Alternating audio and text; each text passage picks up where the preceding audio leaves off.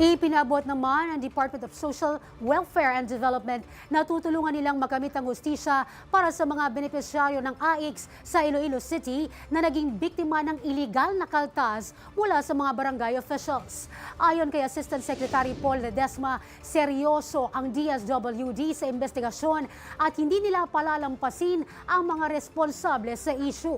Base sa kanilang pagsusuri, mayroong mga benepisyaryo na tumanggap ng 2,000 piso lamang mula sa halagang 10,000 piso dahil sa mga iligal na kaltas na nagkakahalaga ng 80% ng ayuda. Bilang hakbang, inirekomenda ng kagawaran ang mandatory orientation sa bawat payout para malinaw na ipaliwanag sa mga benepisyaryo kung magkano ang kanilang matatanggap. Ayon kay Ledesma, mahigpit nilang tututukan ang mga anomalya sa Iloilo, Capiz at mga kalapit na probinsya.